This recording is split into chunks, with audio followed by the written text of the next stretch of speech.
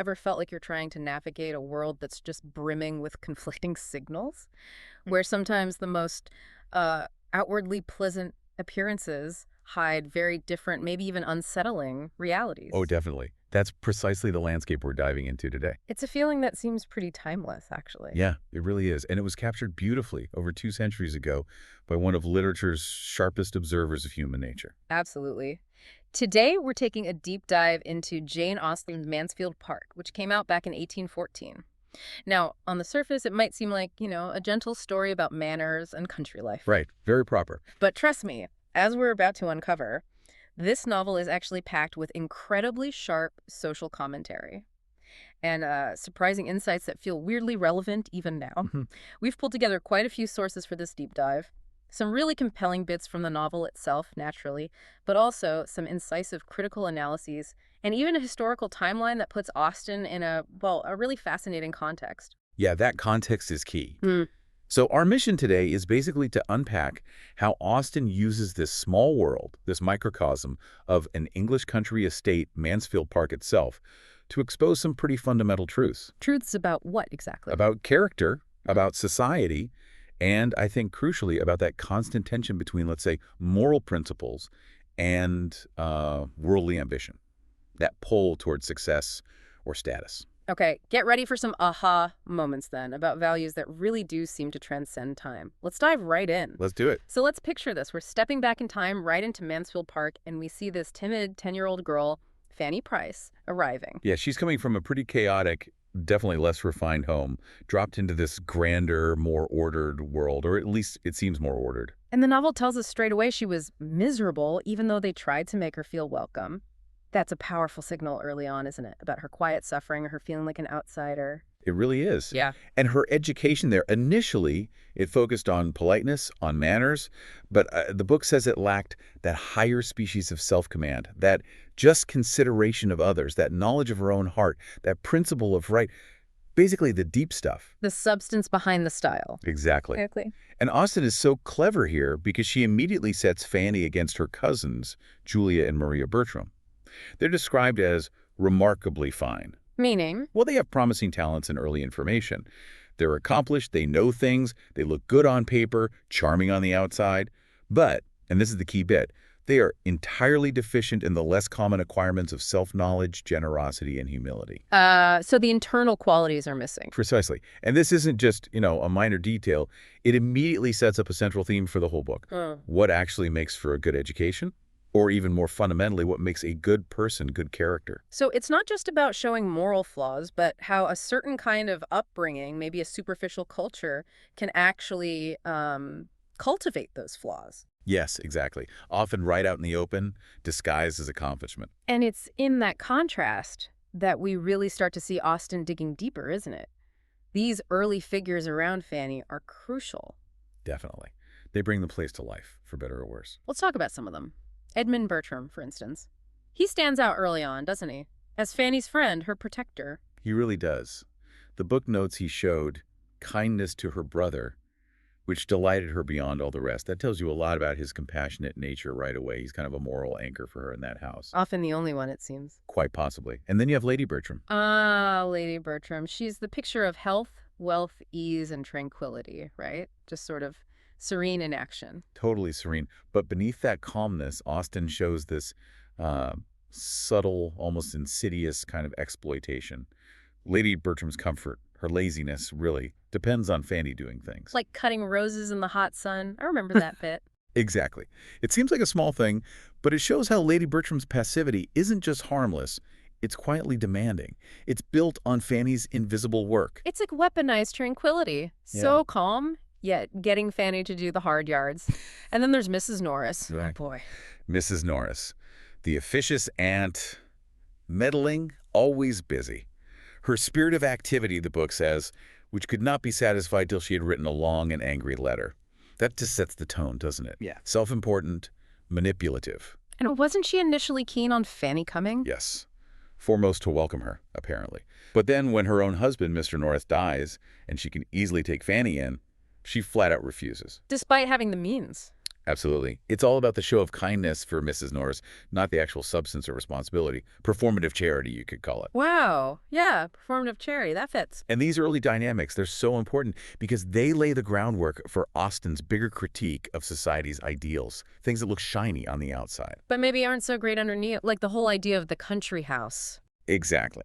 Historically, think of poems like Ben Jonson's To Penshurst. The country estate was romanticized. It was seen as this source of plenty and good. It turned economics into this lovely fantasy of hospitality. A beautiful, self-sufficient little world of goodness. Right. But here's where critics like Raymond Williams and Edward Seed offer a fascinating take. They argue Austen, in Mansfield Park, is quietly but powerfully critiquing that very ideal. How so? Well, notice how Austen is super precise about money and estate's value in pounds, but she can be quite vague about land, about acres, or she seems blind to the workers, the woodsmen. Huh. I never quite clocked that distinction. It suggests the idealized country house works by essentially making the labor invisible. It turns working-class labor into gentry-class gentility, erasing the effort to create the elegance. That does make you rethink those picturesque scenes, doesn't it? It's not just charming, it's, well, maybe ignoring something fundamental. Does she give us a concrete example of this? She does, subtly but clearly. Think about the discussion around improving Edmund's future parsonage. To get that desired air of a gentleman's residence, What needs to happen? it requires the total removal of the farmyard and all its works, including the blacksmith shop. Ah. So the messy working parts have to literally be moved out of sight. Precisely. It's tidying up the view by erasing the necessary work that sustains the place, an aesthetic choice that relies on a kind of social blindness. Wow. That's powerful. It makes you wonder what else is being hidden or ignored. Another area Austen really digs into is the clergy, the role of the clergyman. Right. And there's a real tension there, isn't there, between it being a sacred calling, a vocation, and it just being, well, a convenient job. Exactly. For younger sons in gentry families, the ones who wouldn't inherit the estate, getting a living that's an endowed church position with an income was a respectable career path, often quite comfortable. And Edmund Bertram genuinely believes in the duty involved, right? Oh, absolutely. He talks about influencing conduct and good principles in the parish. He sees the moral weight, the spiritual side of it. He takes it very seriously. But then enter Miss Crawford, Mary Crawford. She has a very different take. Completely different. Very cynical, very worldly. She basically says a clergyman has nothing to do but to be slovenly and selfish, read the newspaper, watch the weather, and quarrel with his wife. Ouch. So just a lazy, comfortable life with no real responsibilities. That's how she sees it, purely a comfortable setup. And Austen, brilliantly, gives us Dr. Grant, the actual clergyman living at Mansfield Parish. And how's he described? Mary Crawford calls him an indolent, selfish bon vivant, someone who just loves good food and comfort. His palate is more important than his parish. So he kind of proves Mary's cynical point, in a way. He certainly reinforces her worldly perspective and shows the gap between Edmund's high ideals and the often disappointing reality. It's Austen quietly pointing out the hypocrisy, how a sacred role could just become about personal comfort, a subtle but sharp critique. Okay, so we've got these underlying tensions, these hidden flaws beneath the polite surface. But things really start to bubble up with the amateur theatricals, don't they? That feels like a major turning point. Oh, absolutely. It's a powder keg. And the play they choose, Lover's Vows, it's labeled a Jacobin text. That alone is a huge deal in conservative England at the time. Jacobin, meaning linked to the French Revolution, radical ideas. Exactly, associated with revolutionary French thinking. This play specifically was seen to promote the irrelevance of rank and the priority of individual desire over custom and law. It even ends with an illegitimate son inheriting, which flew right in the face of traditional Burkean ideas about social order and inheritance. So choosing this play is deliberately provocative. It's not just harmless fun. Not at all. And Austen suggests it's not just the play's content, but the act of acting itself that's threatening to this rigid society. Because theater allows people to imagine protean selves, like the shape-shifting god Proteus. You can try on different identities, cast them off. This clashes directly with the conservative ideal of fixed, stable identities. It suggests a dangerous fluidity. So pretending to be someone else isn't just playing make-believe. It challenges the core idea of who you're supposed to be in their world. Precisely. And Henry Crawford, who turns out to be the best actor among them. He really leans into it, doesn't he? Saying he could play any character that ever was written. Yes. Which sounds dashing, but it also hints maybe at a lack of a stable, genuine core to his own character. He's a chameleon. And the rehearsals themselves seem to expose everyone's true colors. They really do. Edmund strongly objects, sensing the danger. Fanny is deeply uncomfortable, almost instinctively repulsed. But you see the others, the flirtations flaring up, Maria and Julia eagerly taking on the roles of fallen women like Agatha. It's like the masks come off ironically when they put on stage masks. Exactly. Social rules get blurred, desires simmering beneath the surface get acted out. It reveals what was maybe already there. Until Sir Thomas comes back. Bam. Yes. His unexpected return from Antigua. A reaction is absolute horror. He shuts it down immediately. Judgment Day arrives at Mansfield Park. A real reckoning. Okay, so after that drama, let's shift focus back to Fanny. Her journey is quieter, but it's really about principle versus pressure, isn't it? It absolutely is. A test of quiet strength. Think about Henry Crawford proposing to her later on. What charming actor, the chameleon. Right, and this is huge. Sir Thomas himself pushes her to accept. Plus, Henry has just arranged a promotion for Fanny's brother William, making him seem even more desirable as a connection. So she's poor, she's dependent, and here's this offer of security, status, and it benefits her beloved brother. The pressure must have been immense. Immense.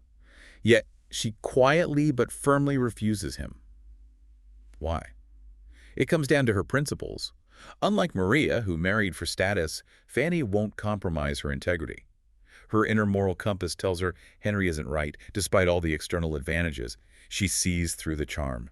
That quiet refusal is incredibly powerful when you think about her position. It truly is. And then, almost as a consequence, or maybe a test, she's sent back to her birth family in Portsmouth. Which is a massive reality check. Totally jarring. The book contrasts the, hope and smiles, bustle and motion of Mansfield, even with its flaws, with the languor and all but solitude of her noisy, cramped, chaotic childhood home. And she's disappointed, right, in her family. Deeply. Her mother lacks real affection. Her father is rough and loud. It's not the idealized, humble but loving home she might have hoped for. It's just messy and unrefined. But something good comes out of it. Yes, unexpectedly. She finds a real connection with her younger sister, Susan. Susan is described as having a determined character, but she also sees that much was wrong at home and wanted to set it right. So Fanny finds someone she can actually connect with and guide. Exactly. It shows Fanny growing, developing her own agency, her ability to connect and positively influence someone, not just endure her surroundings. It's a subtle but important step for her. Meanwhile, back at Mansfield, Edmund is still wrestling with his feelings for Mary Crawford. Her worldly and high notions of matrimony have always bothered him, clashing with his own values. But he's still captivated by her charm, her liveliness. But then comes the moment of truth for Mary's character. Yes, the real unveiling. It happens after the big scandal, Maria running off with Henry Crawford. How does Mary react? Not well, I take it. She greets Edmund with a saucy, playful smile. And crucially, she shows absolutely no modest loathings for the terrible folly of her brother and Maria. She basically treats Maria's social ruin as an inconvenience, a clumsy mistake in the social game, not a serious moral collapse. Wow, no sense of the actual disgrace or the pain caused. None. And that reaction completely shocked Edmund. It finally forces him to see her true character guided by calculation, indifferent to real moral principle or empathy. It's the ultimate wake-up call for him. And the final contrast to Fanny's quiet integrity. Absolutely. So how does this all wrap up? What are the consequences of all these choices? Well, the consequences are stark. Maria faces social ruin, banished with Mrs. Norris. Julia elopes hastily and unwisely. Their choices, driven by ambition or passion without principle, lead to unhappiness. But for Fanny. Fanny's quiet perseverance pays off. Edmund, finally disillusioned with Mary, recognizes Fanny's true worth, her sweetness of temper, the purity of her mind, and the excellence of her principles. And Sir Thomas? Does he learn anything? He undergoes a huge transformation, actually. He moves away from valuing those ambitious and mercenary connections that led to Maria's disastrous marriage. He starts to value the sterling good of principle and temper. So he finally sees Fanny's true value. Yes. He finds real happiness, the novel suggests, in Fanny and Edmund eventually marrying and Fanny taking her place. Not in grand society, but fittingly at the Mansfield parsonage. The heart of moral influence Edmund always valued. It's a victory for quiet integrity over superficial shine. It really is a journey, isn't it? A deep look at character, society, and what truly matters. Mansfield Park really pushes us, I think, to look past those glittering surfaces in our own lives, too. Definitely. And to ask ourselves, are our own definitions of success or happiness or even improvement, that word comes up a lot, do they actually line up with what we feel deep down is truly right? That's the lingering question, isn't it? How often do we, maybe like some characters in the novel, let the outward show, or just sheer convenience, overshadow real intrinsic worth and quiet conviction? Something to really think about long after we finish this deep dive. What truth are we building our own lives on? A powerful thought to leave with.